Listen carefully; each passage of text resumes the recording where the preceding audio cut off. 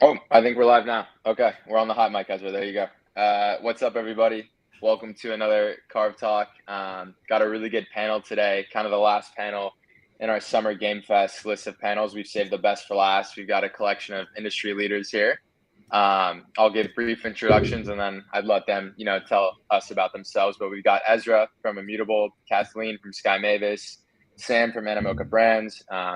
I was telling them backstage, I actually ran into all of their teams today in Kyoto, and I'm missing all the fun after parties to hang out with them here and hang out with you guys. So really excited to jump into the panel discussion on publishing and distribution and get some great insights on kind of, what each of their ecosystems is doing for gaming. So with that, I'll let our guests kind of introduce themselves and tell us a little bit about their role and the project they're working on.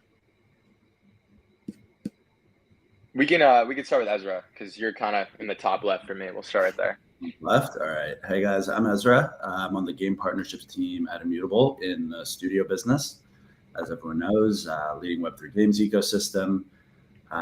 We are building out this game partnerships business that's like a Web3 games publishing business. It's a bit of like service-based publishing, so marketing, economy design, sort of all the Web3 components to help take a Web3 game to market, partnering with like leading core game developers. We've got 3 projects in development at the moment. Shardband with Bazooka Tango, that's the Super Evil Megacorp guys. We've got Infinite Victory, an exciting sports arcade game coming out, and then Metalcore, awesome open world mech shooter. A bit about myself, a bit about the team and the projects we're working on. And I guess I'll hand it over to Kathleen here. Thanks, Ezra. Hey, everybody. I'm Kathleen Osgood. I'm Director of Business Development at Sky Mavis. As some of you know, Sky Mavis is known for the smash hit Axie Infinity game. That was one of the first games that kind of catapulted this whole industry.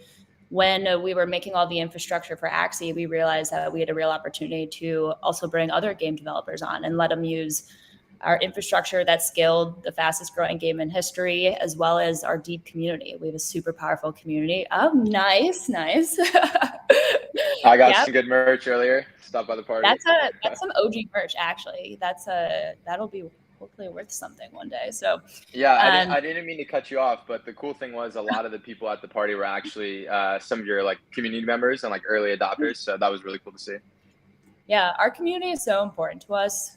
They're really what got us off the ground. I think Web3 gaming really enables this like new paradigm of ownership, which makes people give value in ways they haven't before. So it's like they can actually enable these people to like own their assets in this unique way, and then also be invested in the open market through AXS.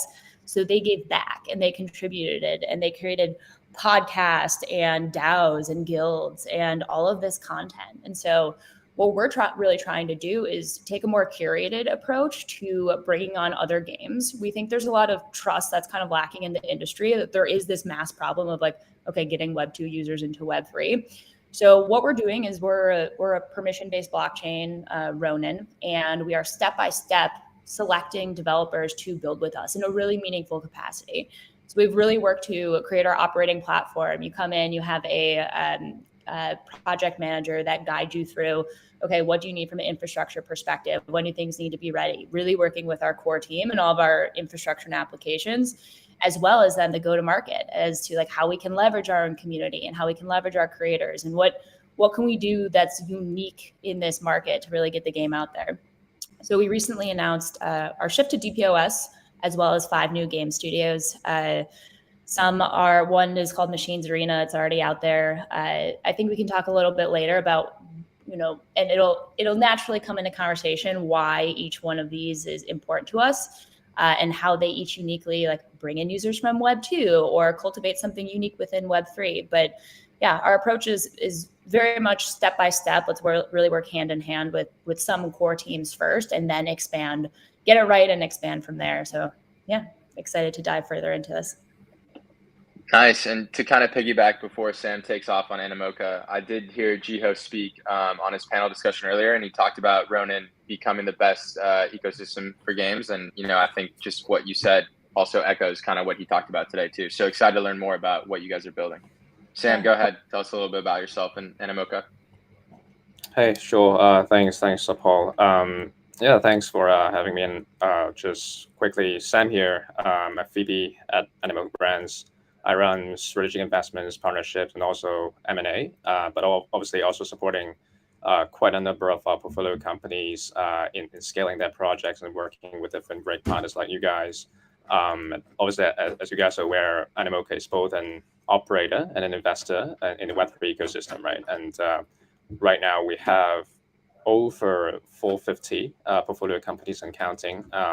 And well, obviously, well, majority of it, or well, we're better known for the gaming portfolio of which, and obviously we're not just an investor. Then we are involved in, I would say, various fashions and the development of it, and the publishing of it. Also working in partnership, I would say, fashion with obviously great partners like Immutable and Sky Mavis, and yeah, really well excited to be here. Talking more about game publishing and the Web3 gaming in general. Awesome. Yeah, I think this is definitely one of the most stacked panels I've been honored to moderate. So I appreciate you guys all taking some time. I know we're all based pretty all over the world right now, so I'm glad we made time for each other tonight or today, wherever you may be. Kind of bringing that to my first question. I think we'll go with a general one, and then I kind of like to run these things very like free flowing. Just anyone can shoot the shit, chime in. But I feel like in Web3 gaming, there isn't too much publishing support. And so what are your guys' opinions on that? Should more games look for publishing support? And what are some traditional Web2 go-to-market strategies that you are seeing effective in Web3 right now? We can start with you, Sam, since you wrapped up introductions. Yeah, sure. Yeah, I mean, the short answer is yes. Why not, right? But I guess the long answer is well, I think well, it feels like there's a lot happening in Web3 gaming, right? But in fact, well, so much has yet to happen in Web3 gaming. And I would say over the past, well, 12 to 18 months, there's a lot of focus on, well, developing the core mechanism, the core game loop with our Web3 game, refining the tokenomics of it. And, well, obviously, a lot of focus has also been put on community management, or what we call marketing, but not necessarily the broader publishing, right? I think we have come to this cycle of, well, games maturing to a stage where there may be, well, requirements on publishing, because, well, this is when the distribution piece comes into place, right? Where well, you actually need to get users, so to speak, or what we call gamers, actually activating the game or interacting with the game. And so, yeah, I think obviously this is something I would say of a big topic in 2023, and obviously, well, in the next 12 months. But yeah, absolutely agree. 100%. And a little later, I'm going to ask you guys kind of what specific things you guys are offering in terms of support for your projects. So looking forward to seeing a little bit more about what Animoca is doing. Kathleen, what do you think about go-to-market strategies in Web3 and publishing support? Yeah, so we have built our entire operating platform on becoming a publisher in Web3. And we've looked at a lot of the traditional publishers in Web2 and what they've done right. And then also what Web3 enables that hasn't necessarily been enabled in the past. And it's actually this really unique relationship with your community. And if you're able to leverage their skills and expertise in a unique way, then we think honing in on that. And what we say to some of our games that we partner with is we really think that we can deliver your first 1,000 true fans. And once you have that right, like tribe, I guess, associated with yourself, then the opportunities are limitless. That's exactly what we did with Axie. And you met Jiho earlier. He was like boots on the ground in Southeast Asia, cultivating these communities, ensuring that the people that were initially there were like welcoming. And you really have to kind of curate those initial first 1,000 true fans.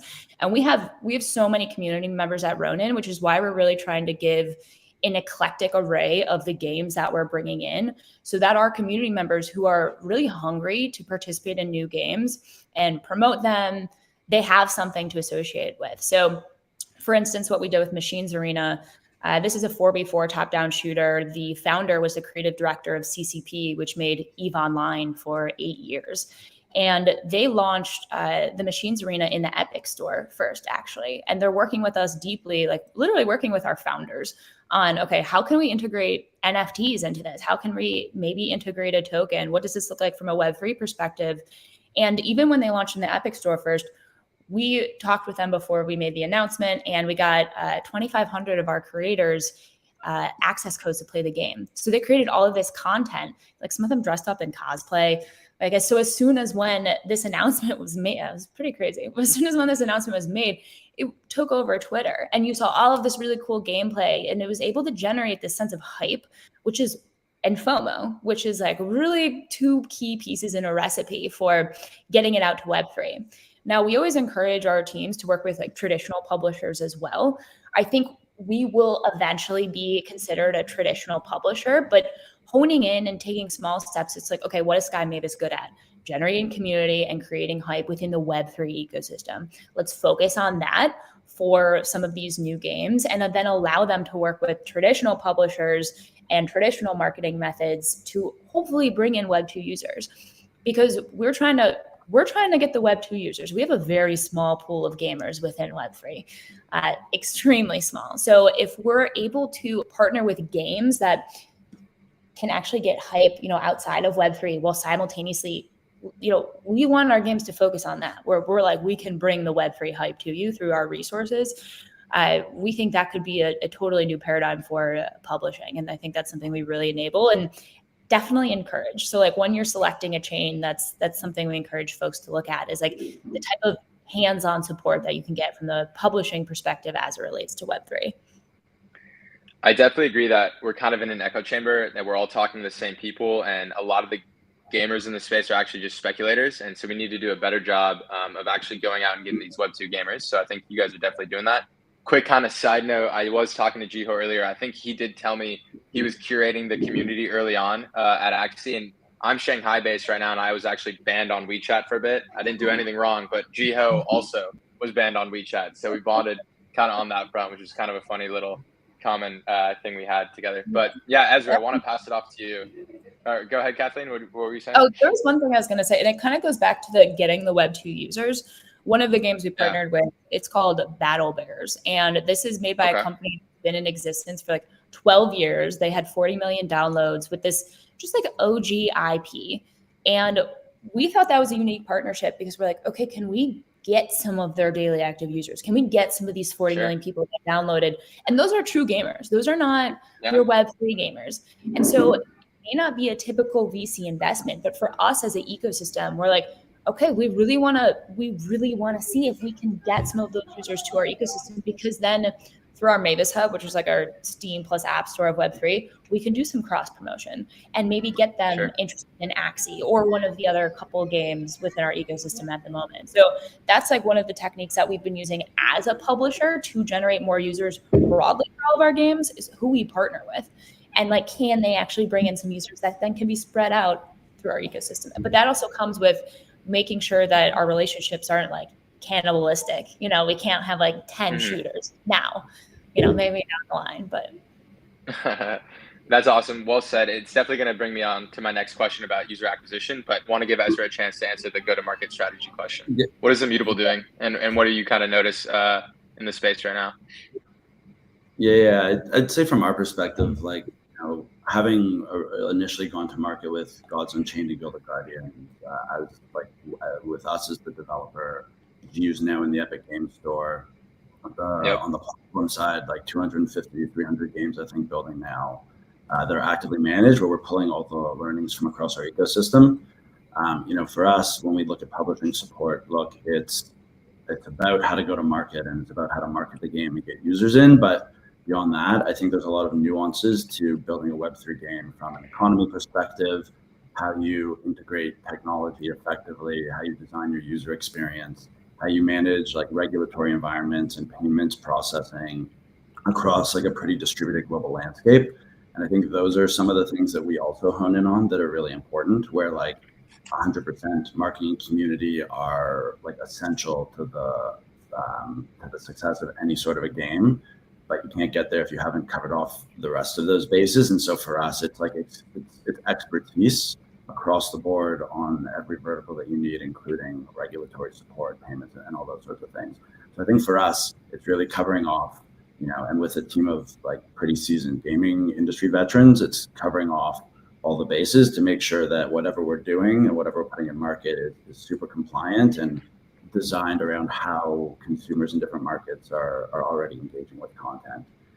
In terms of some of the strategies, yeah, it's like, I think the thing that we've seen with lots of games, some of them are in our ecosystem, some of them are in other ecosystems, is, people put stuff out in market first, NFTs and assets and all that stuff, and then try and build a game around those things to unify it all. Our philosophy is very much starting the other way, which is starting with the game, building an economy around that, and then figuring out what monetization looks like a much more traditional approach. And so from our perspective, like, go to market starts with the core product itself. And I think that's sort of the most important thing from our perspective. I think to kind of comment on that, we all lose sight, or maybe not us, but a lot of people lose sight that the most important thing is actually making a playable and fun game. That's how you're going to get gamers. But I want to kind of segue into my next question about UA. I want to know what each ecosystem, IMX, Ronin, Sky Mavis, and Animoca, is doing themselves or directing their games to do to kind of onboard these users. Ezra, I imagine for IMX, main thing right now is Passport. I obviously know what that is, but to our audience, what's Passport and kind of how is it bringing in that new generation of gamers, or the Web2 gamers, should I say? Yeah, great question. There's two things that we're doing. Passport is one of the biggest. So Passport is our ecosystem wallet, first-party wallet. It's designed to be a gaming wallet, and what that means is super simple, seamless user onboarding through social login. We'll have things like 2FA for password recovery. So like trying to abstract away some of the complexities for how you manage and maintain your account and identity. In addition to that, it then allows you obviously to kind of like carry your assets and what you own across the Immutable ecosystem. So for us, from a user perspective, those are sort of some of the key value points. From a developer perspective, super easy to integrate. Like lots of obviously documentation. It'll be live both on our legacy StarkX platform as well as Immutable zkVM, our new backend infrastructure in partnership with Polygon that we're really excited about. So that's the other piece, which is that Passport is for all the developers in the Immutable ecosystem. And then on the publishing side, I think one of the important things that we do from a user acquisition perspective is our studio marketing team works with the developers that we help publish for. We do user and audience segmentation. We build like very robust audience targets and market focuses, or like focus market analyses, and help put together both like paid and organic user acquisition strategies, help like craft and deploy budget for our partners and with our partners. So we're very hands-on in terms of owning the like supporting the operations and owning some of the execution for how the games actually acquire users, and we're very deeply involved with that. Yeah, I don't want to speak for Immutable, but after talking to Steve a little bit today, something I really enjoyed what he said was that Passport isn't for like Web3 gamers, it's to onboard traditional gamers, and that's what you guys are focused on, which I really appreciated. Don't shoot me if I totally butchered that. But Kathleen, you kind of talked a little bit about what you guys are doing to onboard gamers. I think I heard there's a launcher. I think I heard that earlier today as well. Elaborate a little bit more about Sky Mavis and Ronin's techniques to onboard use traditional gamers, solve the UA problem. Yeah, so I mean, that's like the $1 billion question here is the UA problem. It is an onboarding question as well, and that's why we've launched something like social login. So all of our games, that's the number one focus internally, aside from security, is, okay, how do we actually make this an experience where it's seamless? And so a lot of our games are launching free-to-play versions in the App Store. I think that's where we really also have a great hand, is we have cultivated this relationship with Apple for the last 1.5 years to enable Axie to be one of the first NFT games within the App Store. And some people, I went on the Twitter space when it happened, and some people were like giving us flack for being more like centralized and playing with the centralized big boys. But you have to do that to an extent if you want to gain traction outside of the really small pool of Web3 gamers. And so we played nice with them, and we're working with them, and we are hopefully allowing that access to Apple to our other games. And not only do we want them to enable NFT games in the App Store, but some of them are launching these like free-to-play versions where it's very step-by-step, like let's work together to make a really great game, and then work, with our founders and our experts onto how to like put Web3 elements into the game. But first start off, make a great game and maybe gain users in that sense first, and then slowly bring in the Web3 elements. I mean, I think you have to have an eclectic array of that within your ecosystem, and that's what we've done. For instance, we have this studio called Tribes, and they're building this social MMO called Tribesters Island of the Solas. And they're like a Web3 game from the ground up. They're building this community engagement platform. The founder came from, he was a VP or an executive at Scopely and King and led community there. So he like deeply understands community.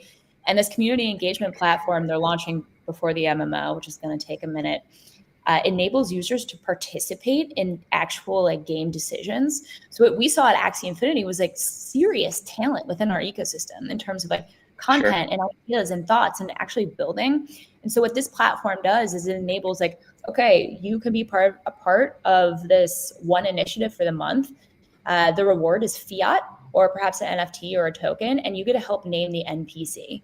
So it's basically like if J.R.R. Tolkien allowed for like small bits of Lord of the Rings to help be developed by the community. And that technology is actually going to be available to all other games building on Ronin. So we believe that by enabling your community, maybe a little bit more on, not just by like launching NFTs and setting it and leaving it, and then not having enough content to sustain itself until the game is ready, but actually including your community at a deep level. We think that, you know, if you help name an NPC in like a new game, you're probably gonna tell your friends about it. So like it goes back to this like organic approach that we're taking. We're still letting the game developers do like some traditional UA and marketing techniques, but again, it boils down to like, how can we get creative about it and step by step, like use tools and creativity to onboard new users and get them excited and get them across the line of, okay, this is a Web3 game. So it's techniques like, you know, starting off in the App Store, building a game, slowly adding Web3 elements, and potentially like what I've seen in some of our games and maybe doing this is, you know, a version, the Web3 version, you know, maybe it has something more unique or valuable than the Web 2 version. Or in the Web 2 version, if you defeat the monster, you get 300 tokens. So it's like, okay, well, now I have an incentive to figure out how to get on a wallet and how to obtain the tokens and how to get these NFTs. And so that, you know, combined together, I think is what our approach is. In addition to forming these relationships with these traditional publishers and like the App Store, you kind of have to play into that, especially from a brand perspective for Axie. Like we want to have Axie utility. We want to have Axie be something for everyone and have utility in all these different games. So we've really had to work on getting like our lore guidelines right and building out this really unique world. And how do we get that out to the masses? You kind of have to go play with some of the regular publishers in a sense. For sure. Yeah, massive congrats on getting on the App Store. I think that was a big, you know, step in the right direction in the space. Secondly, you mentioned Lord of the Rings, so obviously points for that. That's like one of my favorite IPs. And then lastly, you were talking about something. I think what you were talking about is, you know, you want players that are playing these Web3 games to kind of have a stake in the game, right? You talked about, you know, either getting tokens or something, or I think Diablo just did something pretty cool. Like the first couple hundred players to level 100 or whatever it was enshrined in the game. Stuff like this is really cool. And it reminds me of something Jiho said today. He said NFTs are the most revolutionary thing to ownership or property rights since the 1600s. Very bold take, but it kind of got me fired up. And I definitely think, you know, what you're saying right now is in line with that thesis. I want to pass it off to Sam. What are you guys kind of advising your games on in Animoca, or are you guys investing in projects that are kind of pushing for a solution to solve the UA problem? Yeah, this is actually one of the most hotly debated topics, especially I think in 2023. We do a lot of exchange with our gaming partners and also, well, potential investee companies. And obviously, well, there's a cliche, right? And I think all people on this forum brought it up, which the game should be, well, first of all, fun to play. And this is what the product is, right? Yeah. And people just don't come for, well, the so-called speculation or airdrop. And with that level set, I think that there are two ways that we look at it, right? One is from kind of, well, attracting the Web3 natives, so to speak, right? Where they come to the game expecting certain level of ownership, right, in a game. And they already, well, pretty well versed with what Web3 is. They have played around with NFTs. And I think a lot of focus on this group or this segment has been how we're able to create a more sustainable economy for them, right? Meaning they don't just come for that kind of speculation activity, but is there maybe a more sustainable tokenomics design or mechanism that will let them stay in the game, be rewarded, right, and incentivized to continue to be in the game for the long run, right? So this is, I think, how we're thinking about from the first kind of segment or group that we're talking about. The second segment, I think that is a big echo towards what Kathleen mentioned, is actually, I would say, the kind of $1 billion question, right? Is how we progress towards like a Web3 mass adoption, and that is basically targeting what we call the non-Web3 gamers, and quite a lot of these people don't even know what a MetaMask is, right? But how do we do that, right? Is there a way that we can first plug into these traditional UA channels, work with them, test out what is the ROI for one kind of particular user acquisition, and then we kind of refine that and see what would be a good combination also with the Web3 data we have on chain, right? So this is something that we've been ideating with them. It's very interesting because when we look at projects right now, there are two very different extremes, right? One is we're looking at a lot of projects which focus, laser focus, I would say, on Twitter, Discord marketing, what we call the Web3 marketing, right? Which is very focused on, sharing that roadmap, that vision. And I do think this will be able to get them to what we call the community market fit, right? But not necessarily a product market fit.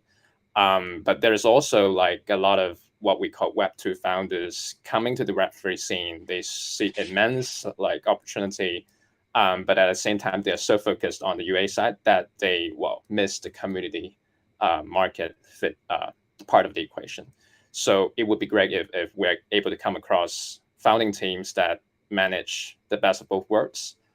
This is something that we're trying to get at, hopefully soon. To kind of show my own project, I think CARV is doing a great job at fitting both product market fit and community market fit. Obviously, talk to all you guys about a little bit what we're doing. About Web2 founders coming into Web3, Gabriel Ledon, Limit Break, he had an interesting answer to the UA question that came up. I got to speak to him a little bit. He just said free NFTs to several questions he was asked this week. Obviously, we know that's kind of his personality on Twitter. Want to get your guys' take on the free NFT debate. Do you guys think just giving out free assets is a sustainable solution to the UA problem, or what? Ezra, it seems like you're kind of itching to answer this one right here. I love free NFTs. Limit Break bought free NFTs, the company. I'm a user of free NFTs. Right. Yeah, I saw that. I think that it does a good job of maintaining the engagement of like a pretty small subset of the total addressable market of players for games. That being said, it helps to cut through lots of noise. And from like an awareness perspective, I think like for Gabriel Ledon, it has allowed him to like own and champion a specific narrative and like carve out this niche. But I think like with respect to how does the average indie like shooter or whatever go to market, free NFTs won't help cut through the noise. It will, my view is that it does a little bit in terms of getting a few early Web3 players through the door. But I think we all see the success of this space as going beyond, sort of like broadening the horizons beyond that. And so like, to me, like free NFTs is just like another thing it's like another tool in the tool belt, basically. And it wouldn't be the first tool that I used either.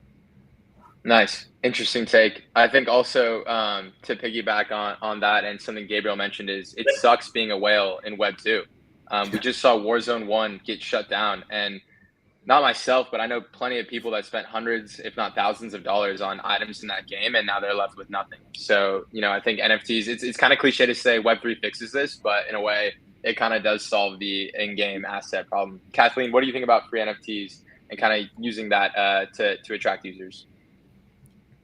I think that works when you have gamers already in the space that like have wallets. Okay. And I could be totally wrong, but it kind of comes down to reading your existing audience. Why are people right now in this space? It's to make money to an extent. Yeah, a lot of them are just speculators. Yeah. We have shied away from admitting that. I think now it's like, yes, we focus on the game and the fun. And of course we're doing that. Even in Axie, like we are really trying to make this a fun game and sustainable in a bear market. But at the core of it, our industry took off because people want to make money and they want to get these new opportunities. And I think we are heading to a future where people understand that owning your assets is significant in itself. And that's a multi-billion-dollar industry in itself.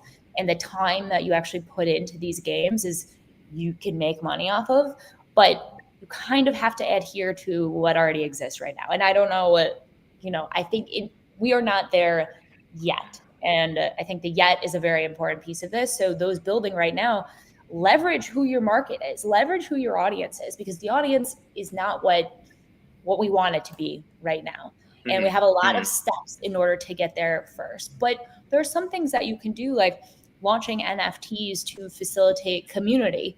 I think that's very interesting. I'm talking with a couple games right now, and they're going to be live. They're like some really cool RPG games, and they're going to be live in 2 years. Sure. Some of them now have these amazing tech stacks, and now they're pivoting to launching their game in iterations and allowing the community to build with them. So just say, I don't want to give this game away, but I will make up an example of like this land that was destroyed. And early on, so instead of me going and playing it in 2 years, in 6 months, I can play it and I can help like build some things in it. And maybe I can acquire valuable assets in it that can be used in the larger game in itself. So I think thinking about how you don't necessarily have to launch like your full game now. You can work with the community in this new paradigm of what NFTs and building in the public and building with community enables. And I think free NFTs that could work in that instance, but it still boils down to creating wealth for people to some extent. And sure. Again, not what we are banking on as Sky Mavis, but it's kind of the elephant in the room that everyone likes to ignore. Yeah, nobody hates money. Everyone's down to play video games and make some money. But I think you also touched on like giving your NFT holders, those people that bought the NFTs, a little bit of utility before the game comes out. And there's a lot of projects now that are giving early access to NFT holders. I know Shrapnel is planning to do an early access in September. And I think seeing more of that in the space is something I'm super excited about. I really want you to drop some alpha on what RPGs you guys are talking to, but I'm not going to push you too hard. If that slips out, then that slips out. Right now, I'm like bursting, but sorry. All good. We'll circle back when that's able to be public talk, and we'll follow up with you on that. Yeah. Sam, what do you think about free NFTs? Hey, sorry, I have a really paranoid dog out there. So all good, brother. All good. Don't worry about it. But yeah, I think I think that I'll kind of twist the kind of direction a little bit. I guess it's important to give people options, especially I guess from what we just talked about earlier on. What we aim for, which is the mass Web3 adoption. If you're talking to non Web3 natives, what they're in is really for the game, right? And when they come to the game, they don't expect to pay. In addition, obviously, for the game itself, right? They don't expect to pay additional money for playing in the game. So, is there ways to help them or incentivize them to be enjoying the game at a greater degree, right? So, Paul, you just mentioned the example of Diablo, right? I've been grinding it for the past few days. Unfortunately, I haven't been able to get to 100. I'm still at 40. But let's say if I would get a free NFT reaching certain milestones in the game, and I would definitely get me more crazy about the game. So I think this could be maybe ways for we to target the broader Web2 population getting into Web3 games. Absolutely agree. Again, like feeling you have an impact on the game, like Kathleen said, about building with your community. I think a lot of Web3 companies and game developers have been, at least the ones that are going to be successful, are super transparent during the development process. The C-level executives are in the Discord giving updates. And I think those are the type of projects that are taking the feedback in from their players. Those are the ones that are going to make it and kind of push us ever closer to that place where it's not Web3 versus Web2 gaming, but just gaming in general. I think there's a lot of cool projects, everyone on the panel has them, that are coming out that are going to get us there. Kind of taking a step back from UA and a little bit more on marketing strategies. how much do you guys really think is the right amount of a marketing budget? I feel like, marketing costs a lot of money, and it's the biggest thing when it comes to gaming. I know Diablo spent a ton of money on their different activations. So what do you guys really advise your projects on their marketing spend, and how much is too much or how little is too little? We can start with you, Ezra. Yeah, it's a very good question. I think the reality is that marketing is expensive, and Absolutely, yeah. the bigger the budget, the better. I can't put a specific number on what I would recommend a game to spend. We support Immutables writing the big checks for the games. Yeah. was what I'm hearing right there. we support our games in like with MGs and stuff, and so we do more on helping to fund development. With respect to marketing, like guidance, like typical industry guidance is like 20 to 30% of revenue typically gets reinvested into marketing. I think the big thing that most games are underestimating today, or that they don't appreciate, is that paid user acquisition is a must. Like you have to, like performance marketing is the be all end all. Gabe Layden knows that better than anybody else. And that like pack today, like for like what I've seen, anywhere from like $4 to $7, and that number is going higher because of data issues. Acquiring on PC is difficult, and lots of Web3 stuff is on PC. And so I think that like right now, the unfortunate reality is there's also like lots of games around that can't spend. The capital market is very tough, which is where the SAM of the world come in, right? So I think that, yeah, like it's hard for me to give a number for a game, but it's like that 20 to 30 reinvestment, and just like making sure that you prioritize your marketing budget as much as possible is like what I would say. Absolutely. And I feel like in Web3 gaming, there's a lot of opportunities for organic marketing too, through communities. Like people will just, kind of help boost the game. There's a lot of great opportunities to interact with KOLs as well. I feel like those have a limit to how much impact it has, but they're still pretty useful. There's a lot of cool influencers in the space. Kathleen, what about you? What's your take on marketing budgets, and what are you guys really seeing at Sky Mavis and Ronin? Yeah, it really depends where you're at in development and what you're building and who you're targeting. So I guess I go back to kind of what I was talking about with the free NFTs. If you just raised $5 million, you need to basically deploy most of that towards your development of your game. I mean, it depends again on what you are making, but you need to focus on making the game and making the game fun. And that's, I guess, where we come in as a partner, is like we can take down a lot of the marketing, like not marketing in the traditional sense, but like the UA and generating that buzz. And that's where then like this industry comes in handy with the ability to launch NFTs. Now, I do not advocate for launching NFTs just willy-nilly, only to raise money. I think it is a unique way now that you can raise money from your evangelists, from your community directly, and then that could essentially be also used to spend for marketing. So being smart with like what you raise from investors, but then also leveraging this new technology to kind of bootstrap from the community with NFTs, if those NFTs have purpose, have utility, are interesting, and they're, sustainable until your game launches. So I think, again, it comes down to like exactly where you're at in your development, but this industry enables you to kind of play around with your initial community. And if your game is cool enough, they like your team enough, you can leverage them through these unique digital assets that then could potentially get you more marketing spend to then deploy in more traditional ways, like Ezra was talking about. Thank you for those insights. Sam, what about you? What about marketing budgets, and what are you seeing in Animoca?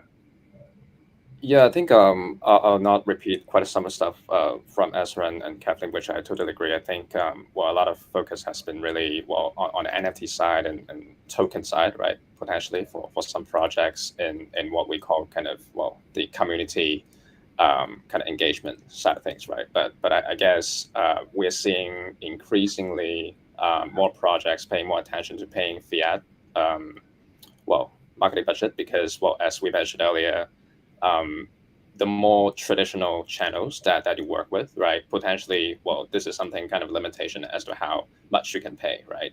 In terms of like NFTs or tokens. And so I think there will be an evolving modes of like mixed marketing, so to speak, in the near future. Can you elaborate on that last piece right there in the mixed marketing part? Sorry, I missed that. Oh no, I'm just saying. Well, if you work with both Web3 native channels, well, you call it influencers, or well, for example, you guys obviously, right, and obviously, and also mix of traditional, well, distribution platforms. Then obviously, I think the way that you deal with them in terms of the consideration would be very different in the Web3 community. It's going to be mix and match, and obviously, well, you need to think about, well, sharing fiat versus tokens or NFTs. That's what I meant. Got it. So taking a traditional approach and the Web3 approach is probably the best recipe for success, if I got that correct. Yeah, I think we still need to explore that. Hopefully. Yeah, I don't think anyone's got the recipe down pat yet. Exactly. But hopefully in the next few months, for sure, someone figures it out. Really want to take a quick break and let the audience know that if there are any questions, they're free to ask them on Twitter. I can't really see it from the Streamlabs room, but if you, I'll be sure to check on Twitter as well. But if you guys have any questions, please, I'll save them for the end and we can ask our great panelists those questions. Going to my next question. What are some emerging trends you guys are seeing in the space? Doesn't have to be typically in platforming and distribution, but what are some trends that really excite you guys and are on your radar that you could bring to games in your ecosystem or games you're developing, et cetera, to kind of boost their user acquisition and user acquisition efforts? What are some emerging trends? Sam, we could start with you. Yeah, sure. I think one thing that we're seeing obviously is well, not particularly in Web3 gaming, but in the broader Web3 sense, is decentralized identity. And obviously, I see a lot of games, platforms, or maybe guilds or community trying to achieve that with a on-chain 360 degree of a player, right? So that once this kind of graphics established, then we'll probably see the future of what we call the Web3 marketing / publishing. I think that there's still a lot of nuances as to how we approach that, because obviously in the Web2 world, we talk about a walled garden, and you have like monopolistic or oligopolistic behavior coming out of that, because the power is so inclined to the big Web2 publishers.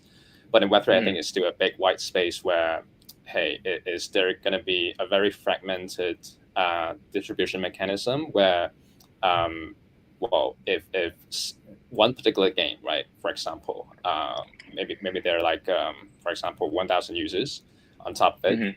Is there maybe even a data privacy protocol for each user to allow whether my data, for example, one part of my gaming behavior in two particular games can be shared broadly with other Web3 community, I would say game devs or publishers. So this is something I think very interesting going forward. We'll see how it develops. You're just giving me too many opportunities to talk about my own project. We're building DID infra, and we're doing that right now. Preparation. Just looking at Web2 projects that our gamer communities play, and relaying that information because it's queryable to Web3 games. For example, if we're working with an FPS, we can look at our community that play FPS games on Steam or Epic, for example. And this is super valuable because the gamers that we push into that community are, one, real gamers, and two, probably going to stick around and participate in that FPS community. Kathleen, other than CARV, what is something you guys are seeing that really excites you? I don't know enough about CARV, clearly. So. Yeah, I know. I've only really talked to Jiho. I will shoot you a message after this, and maybe we could set something up and talk some more. But what are some trends that you're seeing that you're really excited about? Yeah, there's a couple. I'm trying to be expressive, but also tight-lipped in terms of like what we're uniquely doing with some of our games. Okay. No alpha for us tonight from Kathleen is what I'm hearing. Right. Broadly speaking, what's really interesting that we're trying to nail down, and it's very hard, is like the analytics. So it's really hard to get analytics on users and I'm sure I don't know too much, so I don't know what you know and what you don't, but we've been talking with some companies about trying to get those analytics on user behavior within a wallet. And so what we hope for in our Mavis Hub and in our wallet through this very curated approach is that, we have, just say by the end of the year, 10 games, a little alpha. We have another game coming, and they want to launch a feature that they think would bode really well to, Japanese men under the age of 25.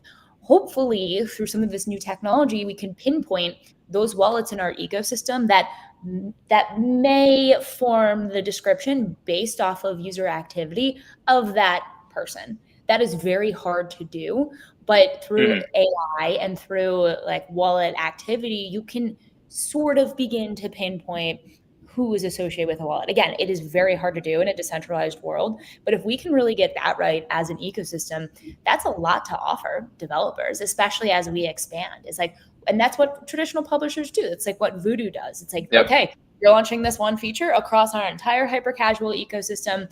These are the people that you can target, and we can do that through ads.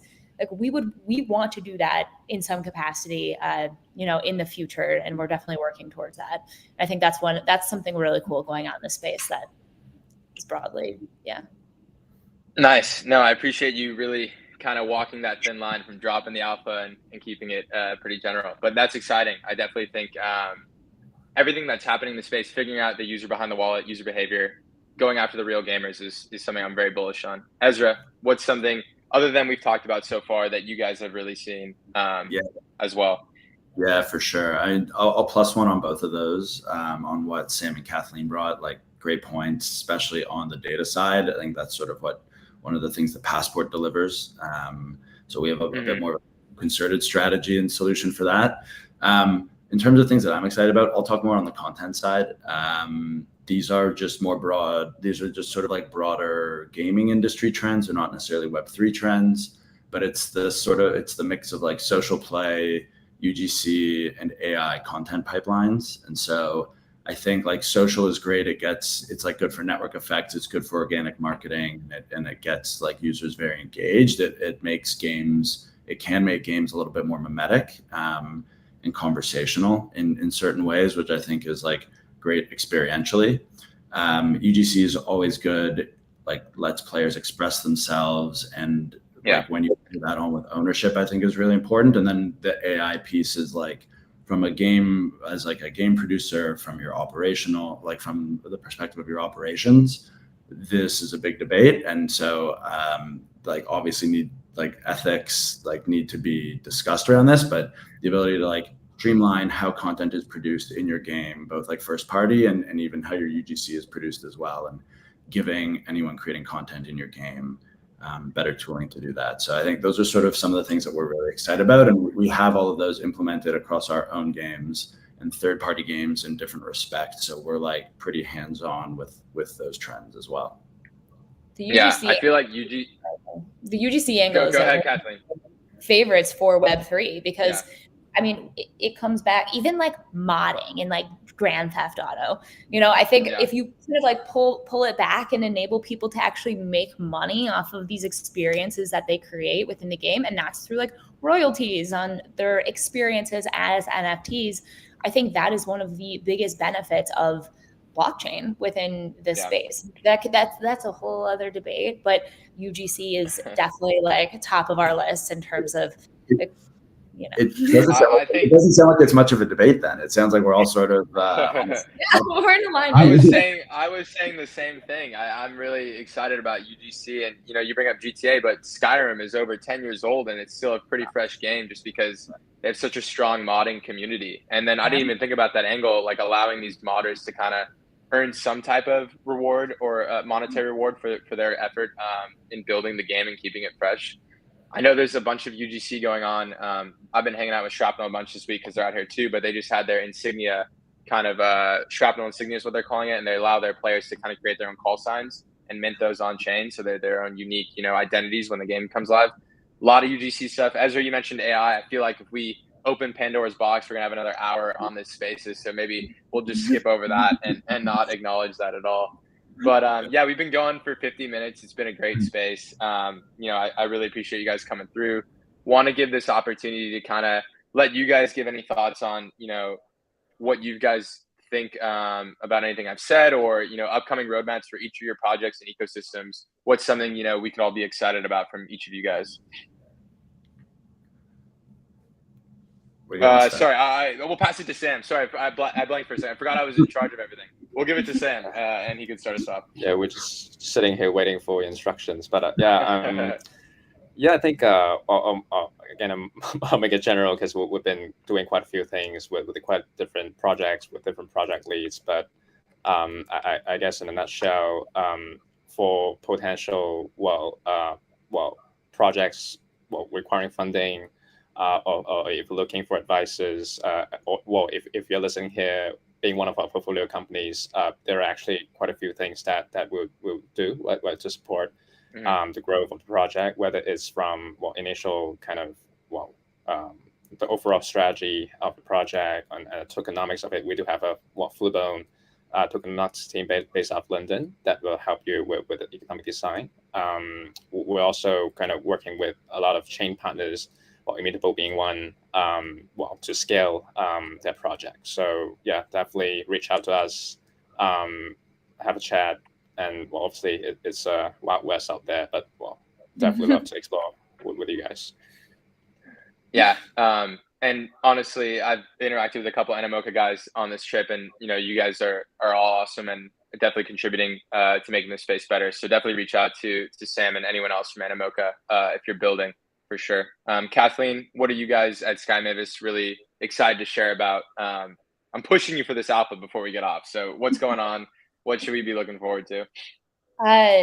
Well, this is maybe a long one, but we're really expanding the Axie empire. So like giving utility to Axie throughout all these different experiences. One of our partnerships was with a studio out of South Korea that created the smash hit Anipong series, which is this narrative match 3 game.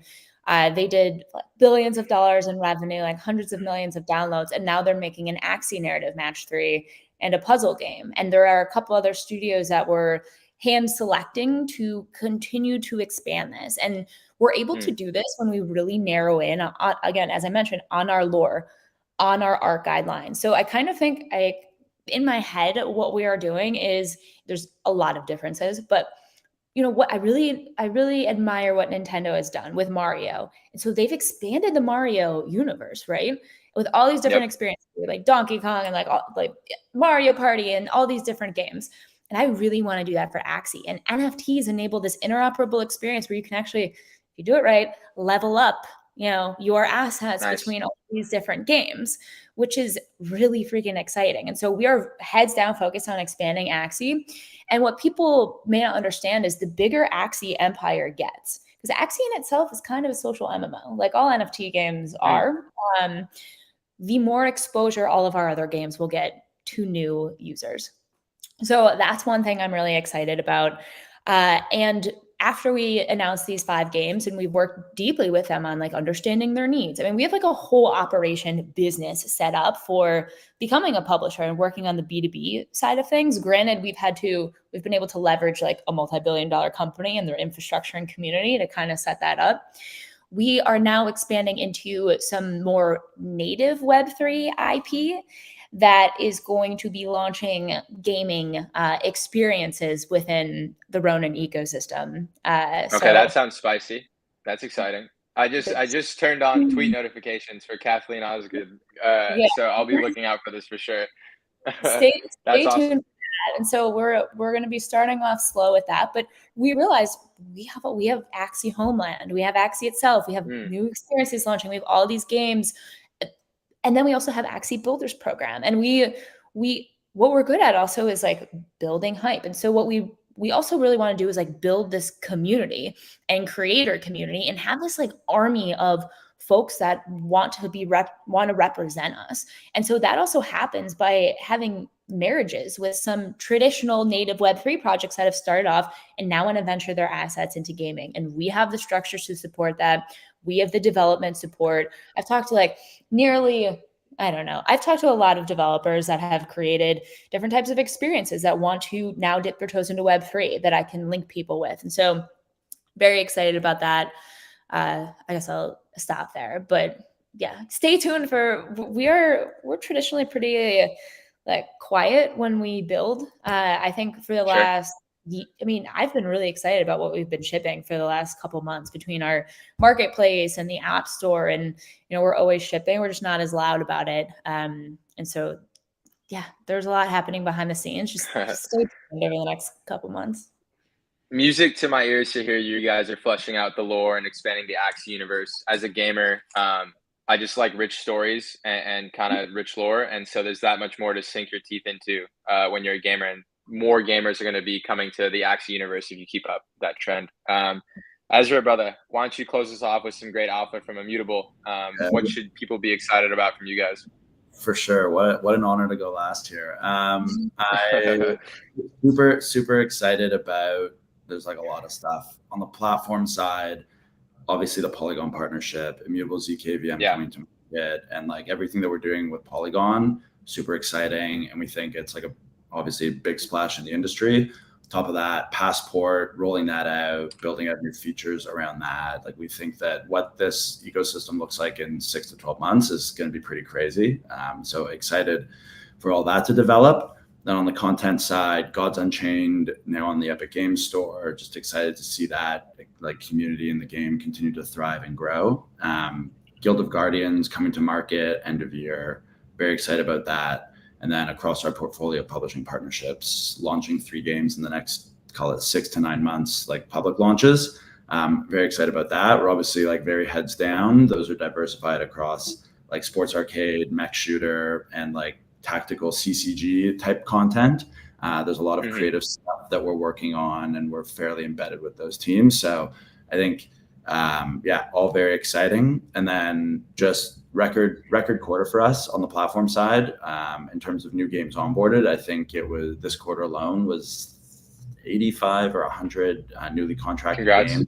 Don't quote me on that, but yeah, I think we're like laser focused on executing is like how I would describe Immutable at the moment, and just like excited for everything to keep moving forward. Awesome. And I think each of you guys have done a great job of curating the ecosystems, making sure it's not just hyper focused on one genre. There's something for every gamer there, which is awesome to see. Super appreciative that you guys came through. I'm honestly humbled and honored to be on a panel with people way smarter than me. I learned a lot in the past hour, and it's really cool to kind of spend the time with you. And thanks to the audience for coming through. Always fun to do these kind of panels, and very glad this is our last live stream for a bit, because it's different with the camera up, but it's got a really fun element to it too, for sure. Yeah, Ezra, I feel like we did really well as like competitors, kind of. We kind of kept it kosher. I'm shaking your hand through the camera. I don't know if you can. I agree. Let's all shake each other's hands. Thank you guys for coming through. Oh, sorry, this way. Oh, yeah. What we have to realize is like we're all working on this together. We are the first movers of this industry. So it's like, yes, you're a competitor, but in reality, like we all are helping each other in some capacity. So and we all have a vested interest in each other, helping to build legitimacy for what we're doing. 100%. Yeah. 100%. Collaboration makes everybody winners. With that said, guys, thanks for collaborating with us on this one, and look forward to talking to each of you some more. Thank you, guys. Have a great day.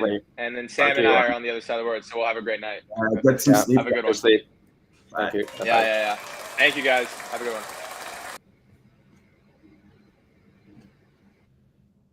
Do we start on here?